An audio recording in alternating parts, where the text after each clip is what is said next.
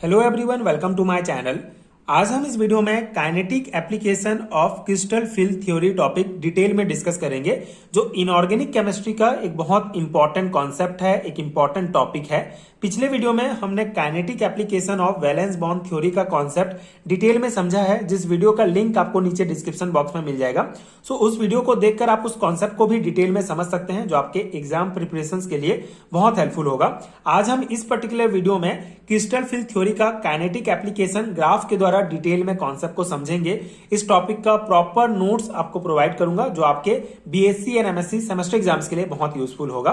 सो crystal field theory एक बहुत important theory है, जो सिर्फ स्ट्रक्चर नहीं बताता है, बल्कि यह भी बताता है कि रिएक्शन फास्ट होगा या स्लो होगा, कॉम्प्लेक्स लेबाइल होगा या इनर्ट होगा। So kinetic application of crystal field theory का मेन कॉन्सेप्ट है कि इससे हमको यह पता चलता है कि कोई कॉम्प्लेक्स लेबाइल कॉम्प्लेक्स है या इनर्ट कॉम्प्लेक्स है। सो लेबाइल एंड इनर्ट कॉम्प्लेक्स का जो कॉन्सेप्ट है, एक बार हम रिकॉल कर लेते हैं, जिससे इस कॉन्सेप्ट को समझना और आसान हो जाएगा। सो सिंपल सा कॉन्सेप्ट है, जब कोई लिगेंड अपना इलेक्ट्रॉन पेयर किसी मेटल को डोनेट करता है, तो एक बॉन्ड का फॉर्मेशन होता है, जिससे एक कॉम्प्लेक्स बनता है, जिसको ट्रांजिशन मेटल कॉम्प्लेक्स कहा जाता है। सो ये जो लिगेंड इस मेटल के साथ जुड़ा हुआ है, मान लेते हैं ये हमारा लिगेंड फर्स्ट है, तो इस लिगेंड फर्स्ट को जब कोई लिगेंड सेकंड, ठीक है, ये लिगेंड सेकंड जब इसको रिप्लेस करता है, इसके जगह आ जाता है, तो इसको कहा जाता है लिगेंड सब्स्टिट्यूशन। तो ये लिगेंड सब्स्टिट्यूशन का जो रेट होता है, जो स्पीड होता है, वो बेसिकली हमको इनर्ट एंड लेबाइल जो कॉम्प्लेक्स का जो टर्म है, उससे हमको पता चलता है। जैसे अगर लेबाइल कॉम्प्लेक्स किसे कहा जाएगा, अगर ये L2 इस L1 को बहुत फास्ट, मतलब बहुत मिली सेकेंड या पर सेकेंड में जो है इसको रिप्लेस कर देगा, L2 जो है इस L1 को बहुत इजीली रिप्लेस कर देगा, बहुत फास्ट, तो उसको कहा जाता है लेबाइल कॉम्प्लेक्स, ठीक है। और ये जो है काइनेटिकली अनस्टेबल होते हैं। और इनर्ट कॉम्प्लेक्स किसे कहा जाएगा, जब मतलब इसका अपोजिट कॉन्सेप्ट है, जब ये L2 जो है L1 को इजीली रिप्लेस नहीं करेगा, बहुत स्लो स्टेप में जो है ये प्रोसेस होगा, ये जो लिगेंड सब्स्टिट्यूशन वाला प्रोसेस होगा, ये बहुत स्लो होगा, तो उस कॉम्प्लेक्स को इनर्ट कॉम्प्लेक्स कहा जाता है। और ये कॉम्प्लेक्स जो है काइनेटिकली स्टेबल होता है, ठीक है, तो ये बहुत स्टेबल कंपाउंड होता है काइनेटिकली। तो ये बेसिक कॉन्सेप्ट है inert complex and labile complex का। इससे हमको जो है इसके काइनेटिक स्टेबिलिटी के बारे में भी पता चलता है। तो ये बेसिक है। इसको अब हम क्रिस्टल फील्ड थ्योरी के द्वारा कैसे पता करते हैं, उस कॉन्सेप्ट को यहां पे हम डिस्कस करेंगे। So octahedral complexes react either by SN1 और SN2 mechanism, in which the intermediates are 5 and 7 coordinate species respectively. In both cases, the symmetry of the complex is lower down, and due to this change in crystal field symmetry, the crystal field stabilization CFSE, crystal field stabilization energy value also changes, ठीक है। तो ये introduction point है, बहुत simple सा concept है। यहाँ पे SN1 एंड SN2 का कॉन्सेप्ट है। तो ऑक्टाहेड्रल कॉम्प्लेक्सेस जो है या तो SN1 या SN2 मैकेनिज्म से रिएक्ट करते हैं, एंड हमको 5 and 7 कोऑर्डिनेट इंटरमीडिएट प्राप्त होता है, ठीक है। तो SN1 एंड SN2 मैकेनिज्म क्या होता है, SN1 बेसिकली इसमें SN1 में क्या होता है, इसमें जो है पहले लिगेंड निकलता है, फिर नया लिगेंड आता है, और हमको जो है इससे 5 कोऑर्डिनेट इंटरमीडिएट प्राप्त होता है। और SN2 मैकेनिज्म क्या है कि इसमें पहले नया लिगेंड अटैच होगा, पहले नया लिगेंड अटैच होगा, फिर जो है पुराना निकलता है, तो इससे हमको 7 कोऑर्डिनेट इंटरमीडिएट प्राप्त होता है, ठीक है। तो ऑक्टाहेड्रल कॉम्प्लेक्सेस या तो SN1 या SN2 मैकेनिज्म से रिएक्ट करते हैं, और हमको जो है अगर SN1 से रिएक्ट कर रहे हैं तो हमको 5 एंड SN2 से कर रहे हैं तो 7 कोऑर्डिनेट स्पीसीज प्राप्त होते हैं, ठीक है। तो यहाँ पे दोनों केसेस में क्या होता है, जो कॉम्प्लेक्स का सिमेट्री होता है वो लोअर डाउन होता है, एंड जो हमारा CFSE होगा,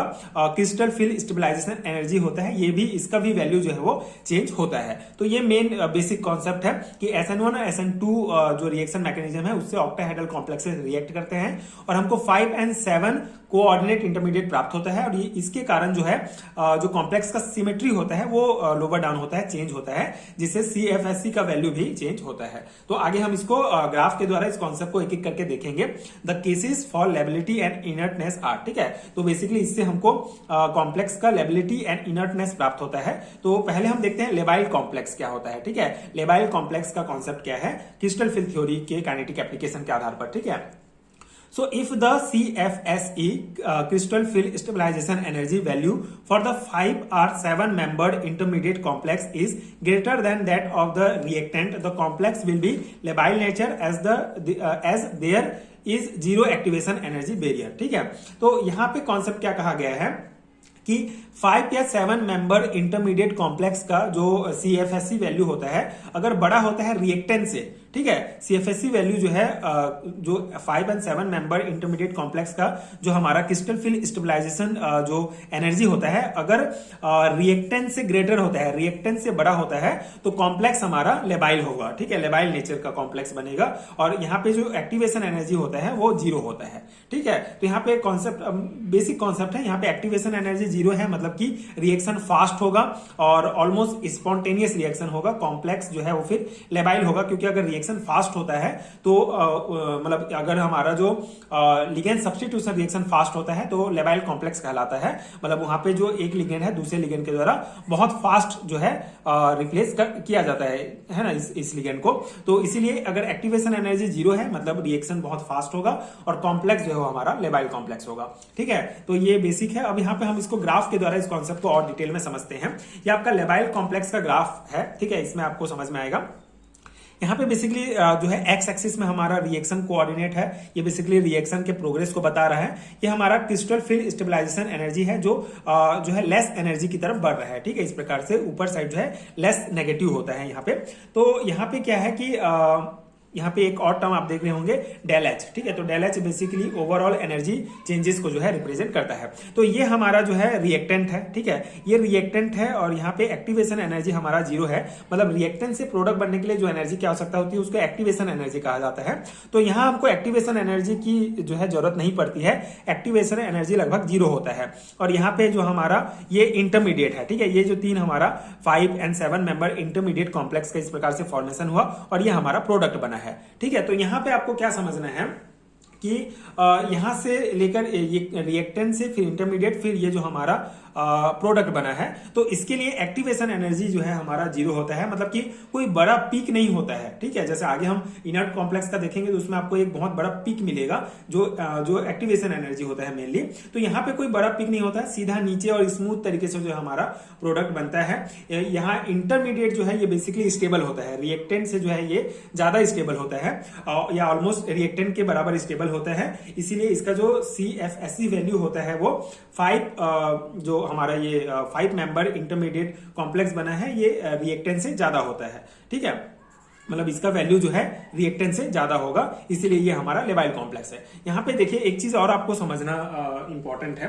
बेसिकली यहाँ पे जो ये हमारा y एक्सेस में दिया गया है जो CFSE एनर्जी जो है बेसिकली इसमें क्या है कि ये लेस नेगेटिव है। लेस नेगेटिव है मतलब कि ऊपर जाने पर जो है वैल्यू जो है वो लेस नेगेटिव होगा। मतलब ऊपर अगर जाते जाएंगे तो जो लेस नेगेटिव होगा मतलब कि कम स्टेबल होगा, और नीचे अगर वैल्यू जो है मतलब ऊपर लेस नेगेटिव है तो नीचे ज्यादा नेगेटिव है, तो अगर ज्यादा नेगेटिव है मतलब कि ज्यादा स्टेबल होगा। ठीक है, तो यहाँ पे रिएक्टेंट जो है हमारा कम स्टेबल है क्योंकि ये लेस नेगेटिव है ना। और ये जो उससे जो है ये इंटरमीडिएट जो है ज्यादा स्टेबल होगा रिएक्टेंट की तुलना में, क्योंकि ये जो है अगर आप ग्राफ में देखेंगे तो ये इसके नीचे में है, मतलब कि ये ज्यादा नेगेटिव है तो ज्यादा स्टेबल होगा। ठीक है, तो इसीलिए इस कॉन्सेप्ट में ये है कि हमारा जो रिएक्टेंट है वो कम रिएक्टेंट जो है वो हमारा कम स्टेबल होता है और जो हमारा इंटरमीडिएट जो बना है वो ग्रेटर होता है। ठीक है, ज्यादा स्टेबल होता है। तो इसीलिए यहाँ पे हमारा ये कॉन्सेप्ट है कि ये रिएक्टेंट, ये इंटरमीडिएट, ये प्रोडक्ट बना है, ये ज्यादा स्टेबल है, ये कम स्टेबल है। ठीक है, उससे ज्यादा ये स्टेबल हो जाएगा।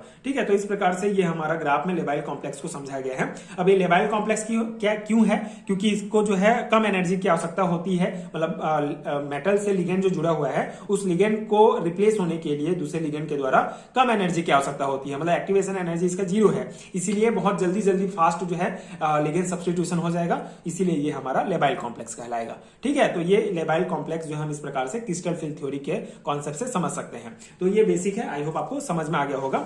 अब हम इनर्ट कॉम्प्लेक्स का कॉन्सेप्ट देखते हैं।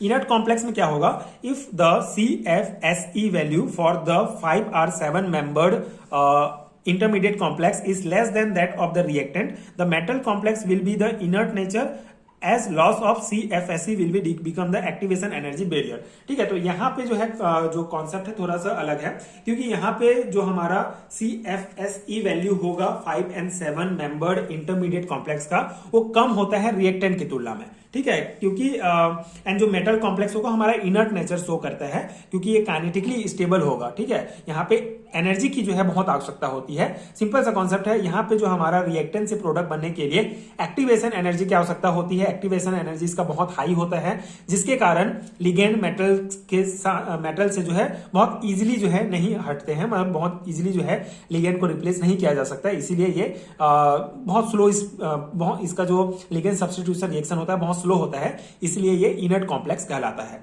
ठीक है, तो यहाँ पे आप इस ग्राफ को देख सकते हैं। यहाँ पे क्या है कि हमारा ये एक्स एक्सिस रिएक्शन कोऑर्डिनेट मतलब कि रिएक्शन प्रोग्रेस है, और ये जो है हमारा सेम वाई एक्सिस जो है CFSE को दर्शा रहा है, जो लेस नेगेटिव की तरफ जा रहा है। तो ये हमारा रिएक्टेंट है, और ये हमारा जो है इंटरमीडिएट कॉम्प्लेक्सेस है, और ये हमारा प्रोडक्ट है। तो यहाँ पे आप देख रहे होंगे, जैसे अगर हम यहाँ पे लेबाइल कॉम्प्लेक्स में देखे थे तो बहुत स्मूथ चल रहा था ये। ठीक है, मतलब कोई एक्टिवेशन एनर्जी की आवश्यकता नहीं पड़ रही थी, रिएक्टेंट से इंटरमीडिएट प्रोडक्ट बना था। लेकिन यहाँ पे जो है हमको एक्टिवेशन एनर्जी की आवश्यकता होती है। एक पीक हमको प्राप्त होता है जब रिएक्टेंट से इंटरमीडिएट बनता है, तो ये एक पीक मिलता है। ठीक है, मतलब बहुत ज्यादा एनर्जी जो है इसका इंक्रीज हो जाता है यहाँ पर।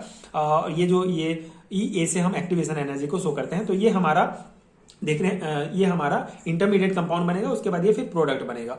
तो यहाँ पे कॉन्सेप्ट भी वही सेम है कि अगर हमारा ये रिएक्टेंट ये नीचे साइड है, मतलब कि ज्यादा नेगेटिव होगा। ठीक है, ऊपर जाते जाएगा तो लेस नेगेटिव होगा, तो ज्यादा नेगेटिव है मतलब ज्यादा स्टेबल होगा, और ऊपर की तरफ जा रहा है मतलब लेस नेगेटिव है मतलब कम स्टेबल होगा। तो यहाँ पे जो हमारा इंटरमीडिएट बनता है वो रिएक्टेंट की तुलना में लेस स्टेबल होता है, कम स्टेबल होता है। जो हमारा 5-7 मेंबर इंटरमीडिएट कंपाउंड बनेगा वो लेस स्टेबल होगा रिएक्टेंट की तुलना में। इसीलिए यहाँ पर जो हमारा क्रिस्टल फिल स्टेबलाइजेशन एनर्जी होगा वो कम होता है रिएक्टेंट की तुलना में। ठीक है, ये कम स्टेबल होता है, तो इसलिए ये हमारा इनर्ट कॉम्प्लेक्स होगा, क्योंकि इसको एक्टिवेशन एनर्जी बैरियर यहाँ पर है। एक्टिवेशन एनर्जी बहुत ज्यादा इसका हाई है, इसीलिए इसको जो है लिगेंड को मेटल से अलग होने के लिए ज्यादा एनर्जी की आवश्यकता होती है, इसलिए ये हमारा इनर्ट कॉम्प्लेक्स कहलाता है। ठीक है, तो ये बेसिक कॉन्सेप्ट है labile complex and inert complex का। आई होप कि आपको समझ में आ गया होगा इन दो ग्राफ से। ठीक है, तो यहाँ पे हम CFSE एनर्जी जो क्रिस्टल फिल स्टेबलाइजेशन एनर्जी होता है उसकी सहायता से पता कर सकते हैं कि हमारा कॉम्प्लेक्स लेबाइल है या इनर्ट है। ठीक है, अगर हमारा CFSE जो एनर्जी होता है वो अगर रिएक्टेंट से कम होता है तो ये हमारा इनर्ट कॉम्प्लेक्स होगा, और अगर हमारा रिएक्टेंट से ज्यादा होता है मतलब ज्यादा स्टेबल इंटरमीडिएट है तो ये हमारा लेबाइल कॉम्प्लेक्स हो जाता है। ठीक है, तो ये हमारा kinetic application of crystal field theory का टॉपिक जो है ये कवर होता है, ये डिटेल मेन कॉन्सेप्ट है। आई होप कि आपको समझ में आ गया होगा, एंड ये नोट्स आपके एग्जाम प्रिपरेशन के लिए हेल्पफुल रहा होगा। ये पर्टिकुलर टॉपिक आपको reaction mechanism of transition metal complexes unit में देखने को मिलेगा, जो इनऑर्गेनिक केमिस्ट्री का एक बहुत इंपॉर्टेंट यूनिट है। तो अगर आपके सिलेबस में ये यूनिट एंड ये टॉपिक्स दिए गए हैं, चाहे आप MSc के स्टूडेंट हो या BSc के स्टूडेंट हो, ये नोट्स आपके लिए बहुत हेल्पफुल होगा।